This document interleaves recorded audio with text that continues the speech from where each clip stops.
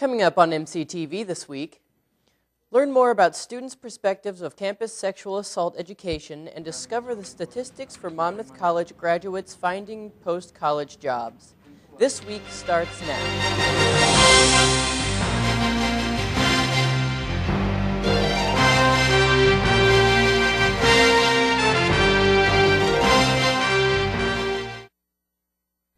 Welcome to MCTV this week. For David Edge, I'm Curtis Galloway. Monmouth College is currently under investigation for a case of sexual assault by the U.S. Department of Education of Civil Rights. Juliana Graff has the story. Along with 164 other schools, the DOE OCR investigations are designed to uncover violations of Title IX involving the handling of sexual violence and harassment complaints. This week, sessions have been held in the Morgan Room of Polling Hall to speak with members of the Monmouth College community and potentially victims of sexual assault.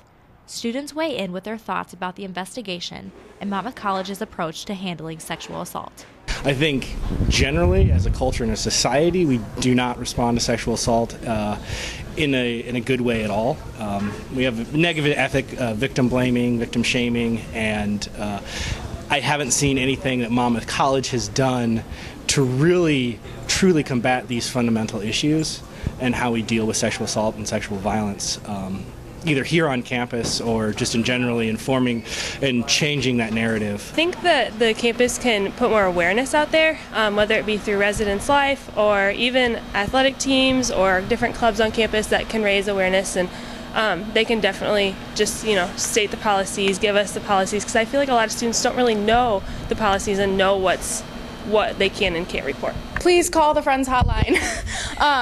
We are mandated reporters as RAs, so if the people come to us saying, I have been stalked, I have been sexually harassed, I've been sexually assaulted, we have to report it to the college. And as a prior victim, I'm currently a survivor, I know how important it is to actually go on your time to actually come out to the people. If you tell our RAs, we have to tell, and that's not necessarily the greatest thing for the victims. So the best thing that they could do is call the Friends Hotline, which is either Amy Hoffmeister, Terry Ott, who's the Reverend, or Cindy Beatles, and because of their occupations, they are able to keep these things quiet, and they're able to keep it confidential and not relate it to the college. Although Dean Condon did not offer any comments to MCTV, she explained in an interview with the Courier that Monmouth College is open to learning if there are things we need to do differently if the OCR finds procedural violations. For MCTV, I'm Juliana Graff. A Friends Hotline volunteer is available to speak to victims in confidence 24/7 at 309-337-3160. An annual survey shows that of the 78% of the class of 2015, 99% of those that took the survey are employed. Lily Guillen has the story. The survey of recent graduates is administered by NACE, the National Association of Colleges and Employers. So this past year in 2015, 78% of the graduating class reported that they are in a class or in a job that requires a bachelor's degree. We do not ask whether it is in their own field for several reasons, but the main reason is it's a self-report, and that question can be confusing. So there may be times when a student requires a degree, but a student says it didn't require a degree in their field because it wasn't particularly saying, I want a chemistry major. She said that is one of the benefits to getting a liberal arts education, since it teaches the students how to switch between disciplines.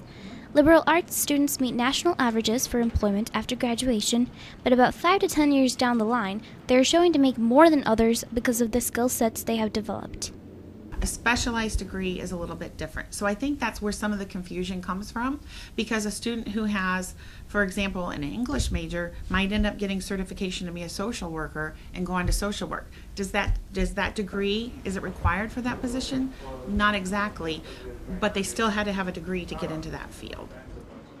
Kincaid says that although the graduates' first jobs most likely will not be ideal, the skills they develop will help them in their future positions. Students are able to make connections through faculty, staff, and alumni with networking events such as Scott's Connection. For MCTV, I'm Lily Guillen. Resources students can use for more information on future employment You can log on to www.naceweb.org and the Wackerly Center. The Monmouth College Theater Department brought Night Sky to the Wells Theater last week. The story of Night Sky is a modern one, involving the tale of an aspiring astronomer suffering from a terrible brain injury known as aphasia, which causes her to lose her ability to speak. As she struggles to relearn how to speak, she must also work to reconnect with her family, her young teenage daughter, and her lover, an opera singer. The Susan Yankowitz play explores the concept that only two places humans haven't truly ventured are the cosmos and our own brains. Your name is Anna?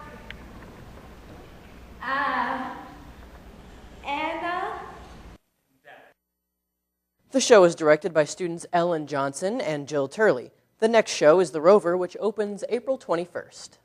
The strengths and weaknesses of the UN were discussed at the last Great Decisions lecture. Political science professor Jessica Vivian conducted research at the Institution of Social Development in Geneva, Switzerland, and discussed the United Nations.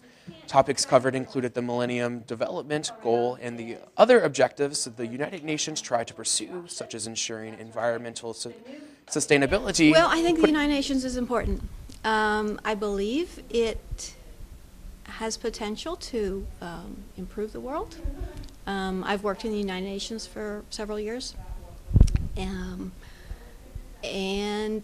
I think it's something we should support and try to improve both. Tonight at 7:30, biology professor Ken Kramer will be delivering the next Great Decisions lecture on the elements of the climate change in the moot boardroom of the CSB. Taking a look at some events on campus this week. Tonight at 7:30 in the moot boardroom of the CSB, faculty member Ken Kramer will introduce the topic of climate change at this week's Great Decision lecture. Tomorrow at 6:30, the History Department and the AAUW is hosting a Women's History Month presentation in the Pathé Auditorium of the CSB. Spring break starts after classes on Thursday. Half-semester courses will end on Friday. Classes will resume on Monday, March 14th. Coming up after the break, we touch base with the baseball team before they head off to their spring break trip.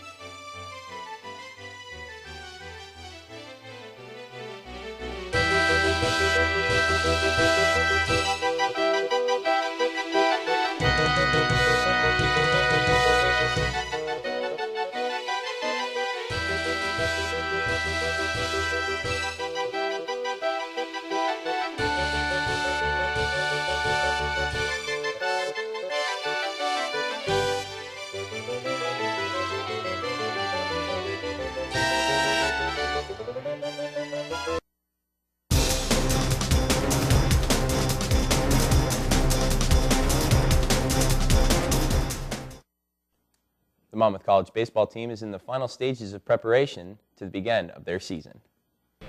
First-year head coach and Monmouth alumni Alan Botterny has been hard at work in preparing his team for the upcoming season. As Botterny explains, the spring break trip to Florida and the start of conference play could not come any sooner. We're excited. We're ready to get going. We've been outside 6 times, which is probably more than the last 10, 15 years that we have. We were fortunate enough to get outside last night, actually on the baseball field, and it was good. So, we're ready to start playing some games and stop playing each other. After going 2-6 in last year's trip to Florida, Coach Botterny is confident he has the right guys in place to improve this year's record, and maybe even beat the former team he coached for. We'll have a doubleheader on Saturday, a single on Sunday, day off on Monday, single on Tuesday, and then a doubleheader on Wednesday and Thursday. And so we'll play eight games. Should be a very good week. Playing some very good teams there, playing an old school that I used to coach there, so that should be a lot of fun for us. The guys really want to win that game, but I told them let's just take one game at a time first, and then when we face them, then we can take care of business and stuff. So. Last year, the Scots finished with a 17-19 record and went 8-8 in conference play. Coach Paterni is confident this year will be different and is very excited about the upcoming season. Dreams have become reality for the 2005 Monmouth alum, and he cannot be any more excited about the start of the 140th Fighting Scots baseball season. I'm fortunate enough to be in the position that I am. This is a dream job for me.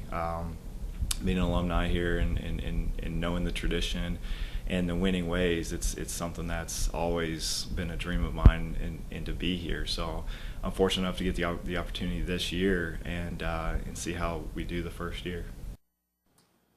The Fighting Scots return 13 upperclassmen this season and will begin the uphill battle for the Midwest Conference title. That's it for sports. Here are the rest of the scores from this week.